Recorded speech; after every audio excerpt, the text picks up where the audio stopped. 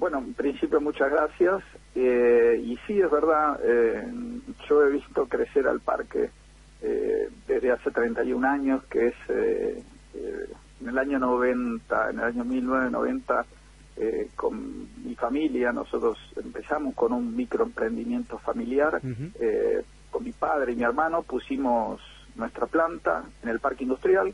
Nos gustaba mucho la idea de estar en un parque industrial en ese momento. Bueno, el parque industrial hace 31 años era casi un campo donde había muy poquitas empresas, y siempre cuento lo mismo, hasta la calle que pasaba enfrente a nuestra planta era una calle de tierra.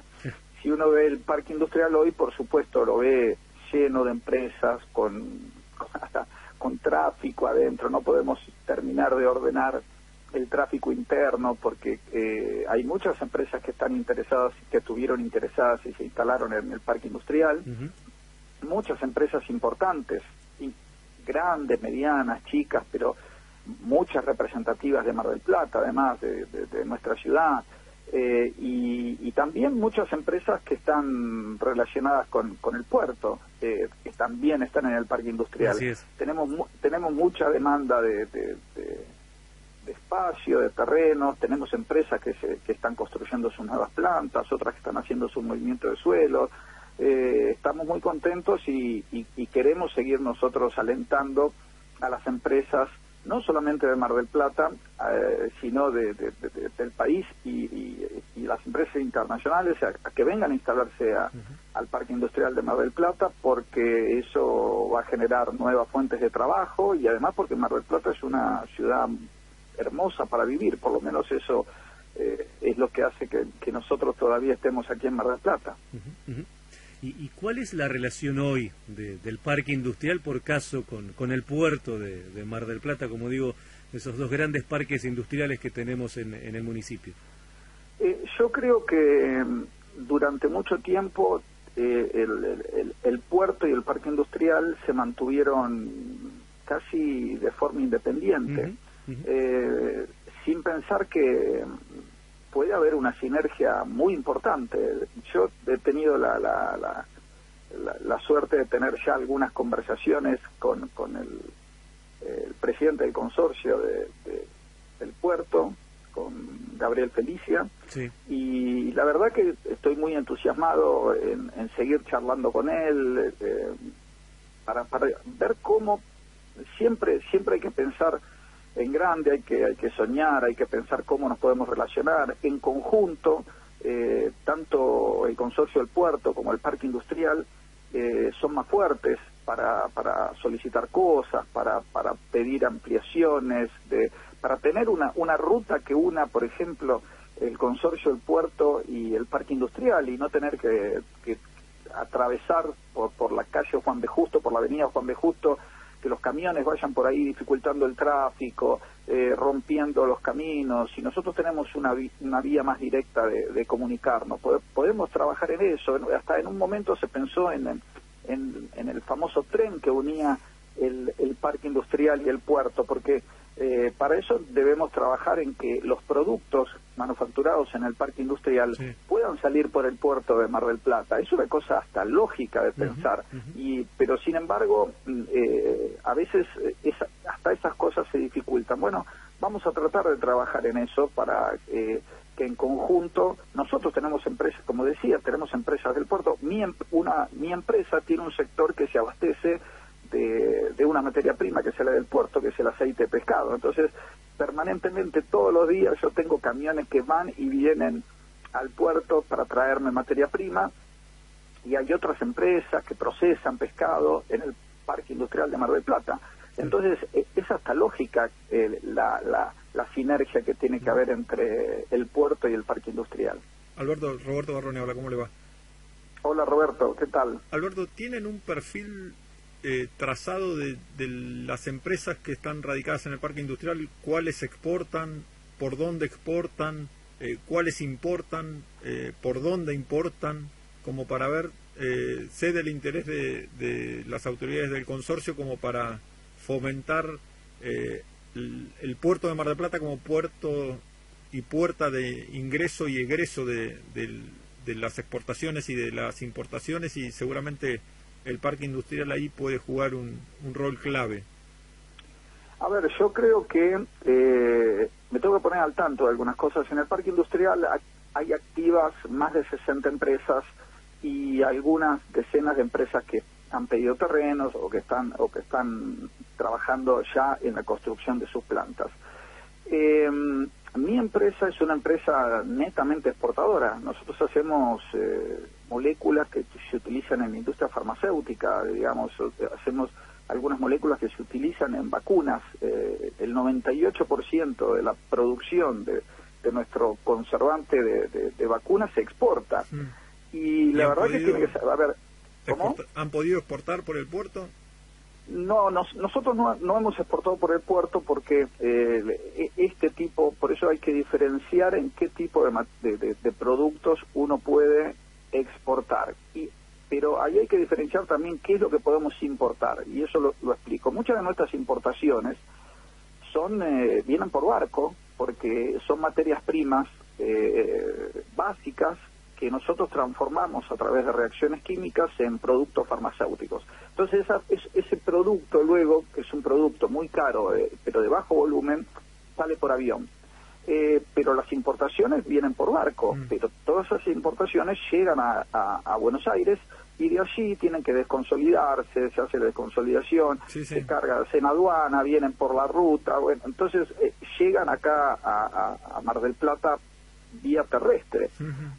Y yo creo que el puerto tiene que estar preparado para recibir ese tipo de cargueros que vienen de China, que vienen de Taiwán, que son enormes, pero sé que hay algunas empresas que han hecho exportaciones desde el puerto de Mar del Plata. Ahora, Alberto, desde el 2015 el puerto de Mar del Plata tiene un servicio de portacontenedores, no le diría semanal, porque antes había 2 navieras y ahora hay una sola, pero cada 15 días, hoy hay un barco de la naviera Merckx, que une Mar del Plata, Puerto Madryn, Montevideo, y de ahí es un feeder que después de Montevideo el Merckx lo sube a algún puerto del sur de Brasil y ahí será Santos, pero el puerto nunca ha tenido problemas para el ingreso o egreso de buques de portacontenedores en los últimos al menos 6 años.